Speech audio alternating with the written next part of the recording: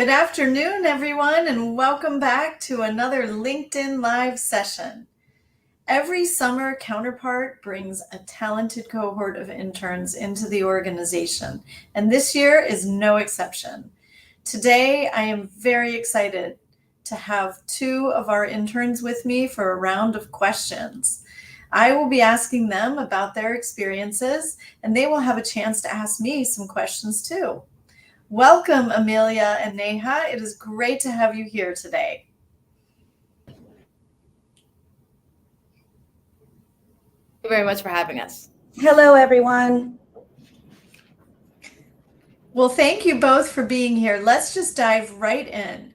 I will hand over the mic to you now so we can get started with your questions, and I want to hear about your experiences here at Counterpart. Well, thank you, Anne. First of all, I just want to say we're delighted to participate in this live discussion and grateful to have had the opportunity to work as interns at Counterpart. To start, we want to know what inspired you to take on the role as president and CEO of Counterpart. Well, for me, this was a dream come true in terms of a job because I started my career many years ago in Sierra Leone, where I was volunteering with an indigenous NGO. And so I learned right from the first steps of my career how important local development is, how important local leaders are to solving problems, and how important strengthening local organizations can be for durable solutions. And so Counterpart has been here for 60 years now, doing exactly that, strengthening local leaders, organizations, and networks. And so I felt the opportunity to run this organization, to support local organizations globally, was just one of the best places that I could land, and felt full circle from the very beginnings of my career in Sierra Leone with one local organization. Well, thank you for answering. I really liked how you emphasized local development and how that was part of the genesis for you. I will pass it along to Neha for more questions. Yes, thank you so much for sharing that, Anne. And that leads us to our next question. Can you tell us about a major challenge you faced in your career and how you overcame it? Wow, that is a hard question because I don't know which challenge I should pick. There's certainly been a lot of them. But I will say I would think one of the hardest things for me to do was to really find my way through Washington, D.C.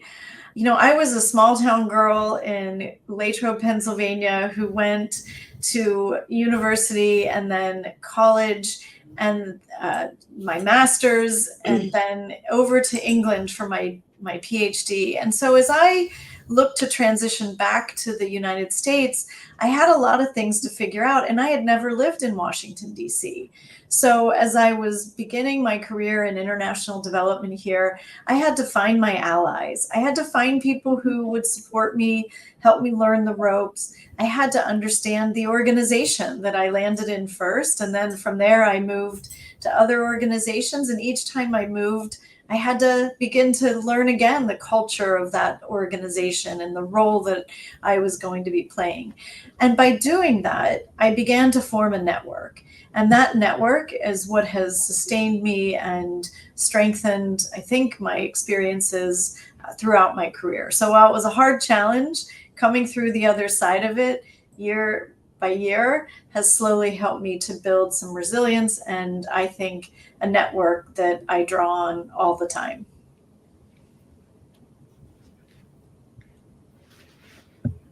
Thank you.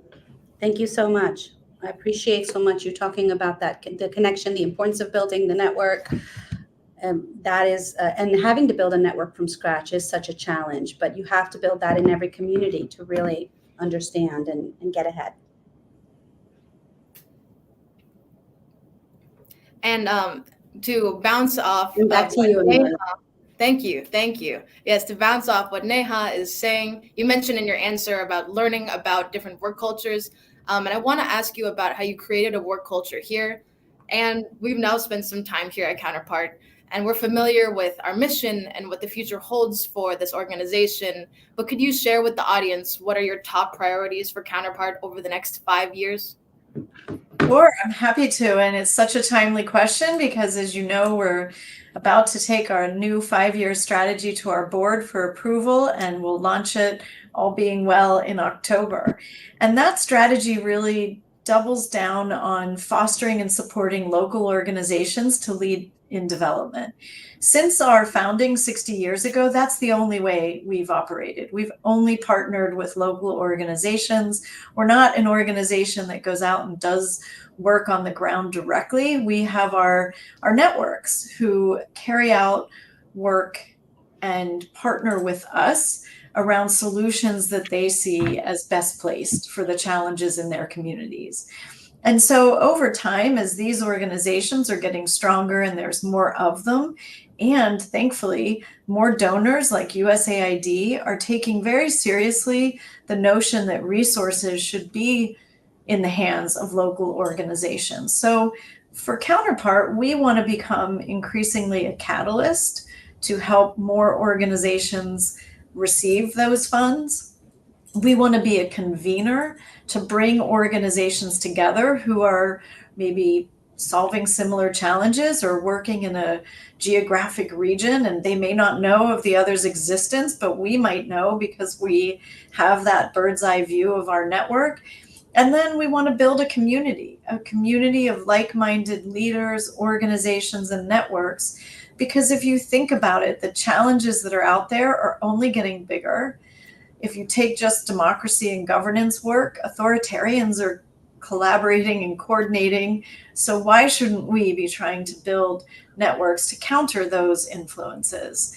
And I think that if we can really work to bring local voices to the forefront of global conversations, we'll do a much better job of not only identifying lasting solutions, but really amplifying them and making sure that policymakers, donors, they have that information too. So I really think that we can build out our network of supporters and communities so that we're all working together and we're not just working in isolated ways, and that we create really, frankly, a mass movement for change around the areas that Counterpart supports, like democracy and governance, like women's empowerment and food security. Well, thank you for that answer. I really like how you tied in how those different work culture aspects, at being a convener, having a community sort of play into each other. You can't be a catalyst without having that community, and vice versa. So I really appreciate the breadth of the response, and I'll pass it on to Neha. Thank you, Amelia. I agree with your statement as well. You have been leading Counterpart for a few years now, and you have been investing in different areas of work during these years. What motivation rephrase the CEO? Well, for me, what really motivates me is to see other people have opportunities to grow in their career and to solve development challenges. So this is why I'm so excited by our intern program, to see people who are launching their careers, who have fresh ideas, who have lots of, I think, great energy, and who have it all in front of them. There's a long runway for our interns to make change in this world. So for us to invest in their careers, I think it's a pretty great investment because they're going to be, solving these challenges for a long time to come. And secondly, I think I've faced a lot of struggles as a woman in the workplace, and I'd like to make the path easier for other people. I know that you all will face other struggles, but why should you have to face the same ones that I faced? If I can make that path a little easier, even for a few people, or if we can create policies at Counterpart that really are more aligned to the current work environment and what people need in order to succeed, especially as women in the workforce, then I feel like that will be a great contribution, and it's absolutely what motivates me. Thank you. I love that answer. It is amazing the work that you have done, and to be working by your side and to see how you face the challenges as a woman in this field. It really inspires, and I love to see that work happening here and to see you as a leader. Thank you. Go ahead, Amelia. Thank you, Neha. Yeah, I would like to echo the same sentiment, that she mentioned. To get on to our final question, as the head of the organization, and you've been instrumental in driving the work culture shift we've experienced over the past few years. Counterpart culture emphasizes locally led development, positioning the organization as a supporter rather than a director, and creating inclusive, sustainable, and transparent societies. Additionally, work life balance and flexibility are becoming central to office culture. So, for the final question, how did these values and practices develop at Counterpart? Well, they definitely evolved over time, and they evolved, I think, because our team really invested in getting to know one another. We spent 6 months a couple of years ago in training in diversity, equity, and inclusion for our democracy and governance teams, for our food security teams, for our women's empowerment teams. And I think that created psychological safety. So then, as we added new people in, because we've grown considerably, as we've added new people in, instead of the culture kind of dissipating, we had this really strong core that was built around, I think, common values. We had laid out what it meant to work at Counterpart, what kinds of ways we expected people to show up as colleagues, what kind of behaviors we wanted to see, how we wanted people to collaborate. And what we found is as people joined in, they added to that and they made it stronger and they made it better. And so people show up now as their authentic selves. They understand that they don't need to come in and pretend to be something they're not. At Counterpart, we really value, appreciate, celebrate people in all their diverse aspects.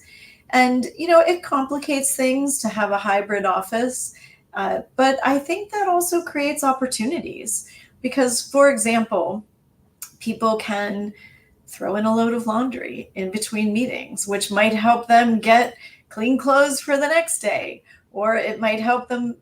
I remember when my kids were growing up, they never had clean gym uniforms. And so just to be able to do laundry can really give flexibility in a small way that can help people manage their life. But in a bigger way, if you think about it, we're a hybrid DC office. We have people come in twice a week. Imagine the environmental impacts that we are saving by not having people come 5 days a week. So I like to think that it makes us greener. I like to think that, not having so many people in the office every day, commuting, whether it's by driving or even getting on public transportation, can help us do our small part to protect and preserve the environment. And then lastly, I would say it's very important to me that I set the tone as a leader, and I set the standards for what we expect to see for work-life balance. So people will see what I'm doing, and maybe the choices I'm making don't work for them, and they don't need to do it exactly the way I'm doing things. But what I hope I'm creating for them is a space to say, well, here's what does work for me. Here's how my schedule works best. Here's how I can be a most productive contributor to Counterpart, and then work with their managers to find that flexibility, or even work with our wider team to change policies where we may need to do so. Or, take leave if you're finding that that's a period where, it's just the kinds of commitments you have outside of work are too difficult to manage. We don't want to see people leave the workforce right off the bat. We want them to figure out if there's a way to juggle that particular period so that they can stay in the workforce if that's what they decide is best for them. Because we've seen the data. We're seeing women in droves leaving the workforce. And I believe it's because organizations aren't being as responsive and flexible as they could be, particularly during difficult times. And so if we show up for our team, I believe our team will show up for Counterpart. Wow, well, thank you for that answer. I really appreciate the holistic approach that you described. So thank you for answering that. And thank you for answering all the questions me and Neha had in this section. Well, it's my pleasure. I appreciated the chance to hear from you. And now I'd like to get some thoughts from both of you on how your time has been at Counterpart. Let me start with you, Neha, if I could. I'd love to know what motivated you to intern with our organization.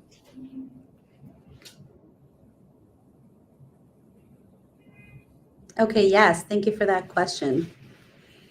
Really, after being out of the field for 2 years, I was eager to rejoin the international development sector with a forward thinking organization like Counterpart International.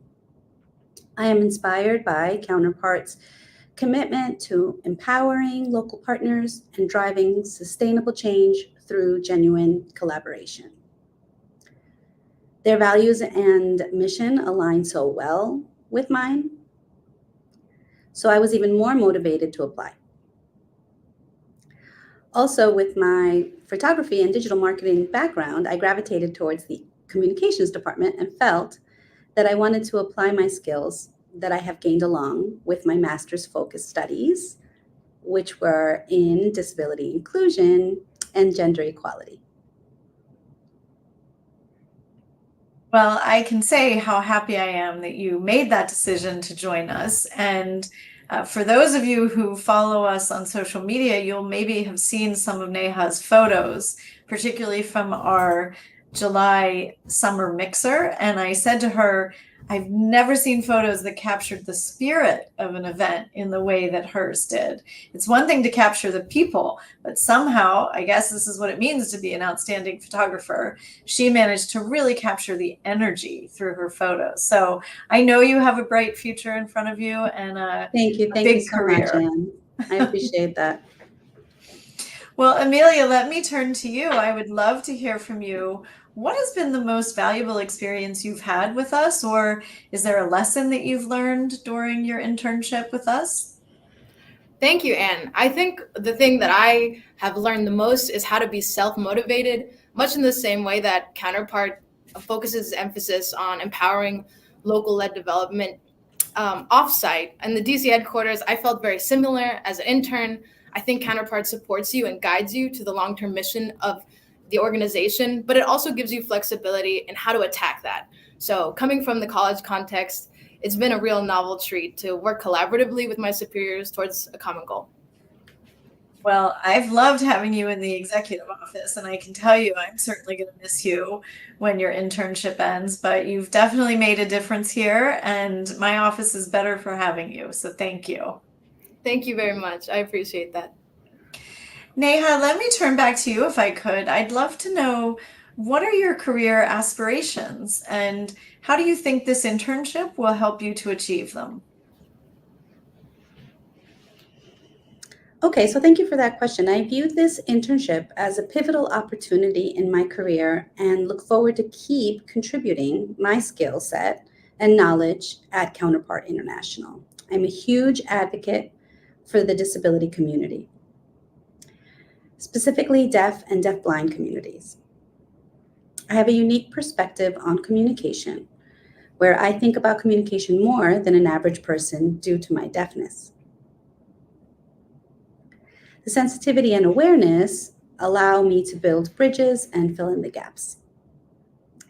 So with the experiences and knowledge that I acquire here at Counterpart, I believe those will propel me forward in my career. Thank you. Well, I certainly hope so.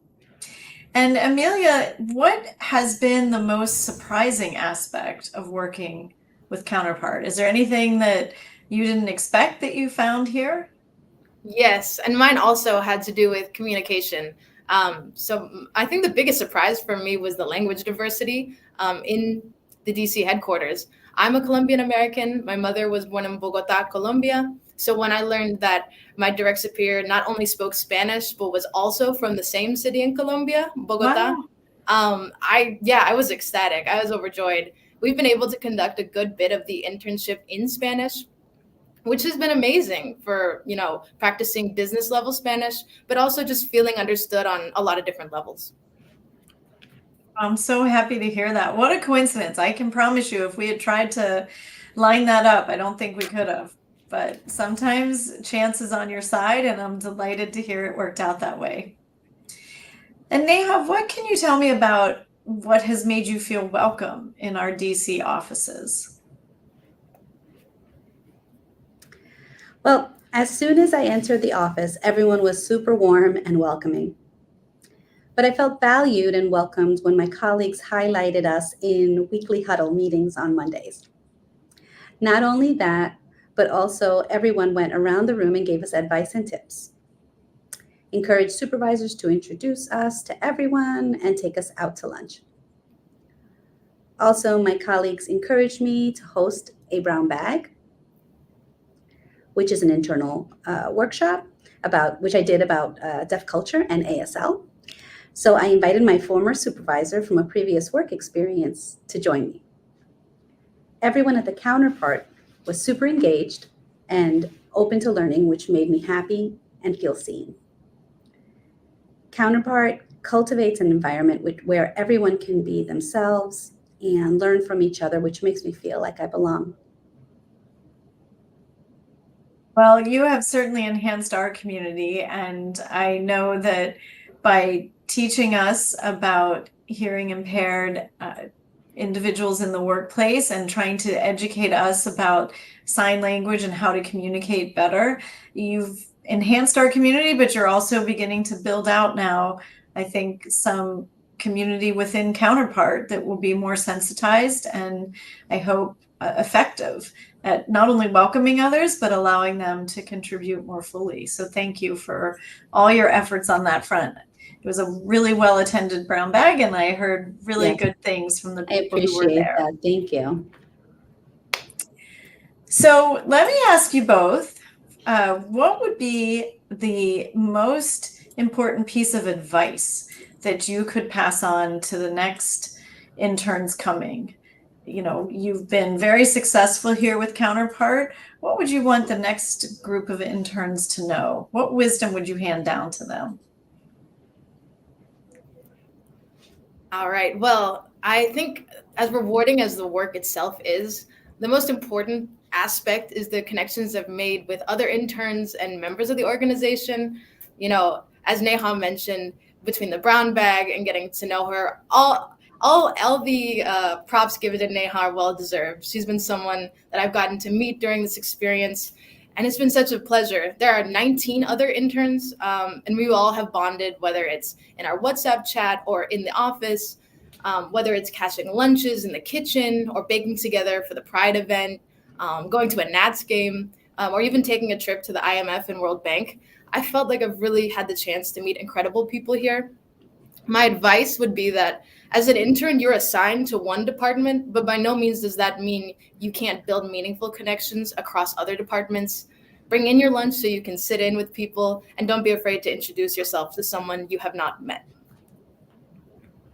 Wow, that's really great advice. And I particularly love the bring your lunch and sit in with people. I've been noticing, I think you and the intern crew have modeled this for us because our kitchen is busier now than it's ever been, and it feels really lively. So thank you for enhancing that practice.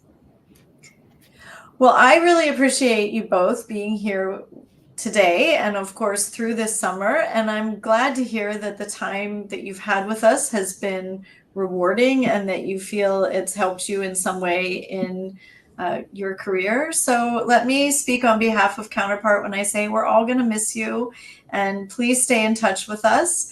And as I always say, the door is always open to you.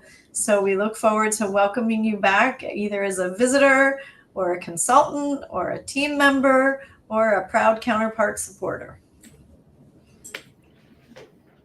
Okay, thank you so much for that. To wrap up our live session, Amelia and I have some rapid fire questions for you, Anne. Are you ready? I think I'm ready. All right, you won't have time to think or elaborate on your answers. You got one word replies, please. Okay? Ready? Ready. Throw them at me. Okay. All right, what's one thing you must do before you head to the office? Oh, easy. Drink coffee. If you could compete in the Olympics, what would be your sport? Tennis, for sure. Okay. What's one thing about Counterpart that you think would surprise our audience? Diversity. Yeah, I think one thing that I've gotten to experience here is I just agree how with that. women are in leadership. So that's been great. If you could only start one habit when you were 21, what would you have chosen looking back on your career? Oh, I would eat more vegetables.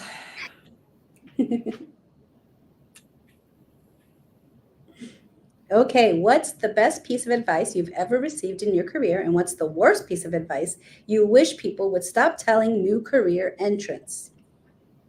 I think the best piece of advice is what got you here won't get you there. Meaning that sometimes to grow in your career, you have to change things up. You have to do things differently. And the things that made you successful, if you keep trying them, they won't make you successful in the future. And the worst piece of advice, the one that I wish people would stop talking about, is that you should never show your emotions in the office.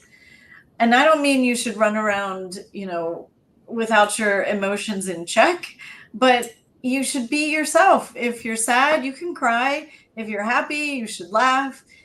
I don't think the office should be a place where your emotions are edited out. And so I would encourage people to just be themselves. Beautifully said. Well, that was a fun round of questions and a great example of why we love hosting the interns in our office. I can tell you, nobody's asked me those questions before.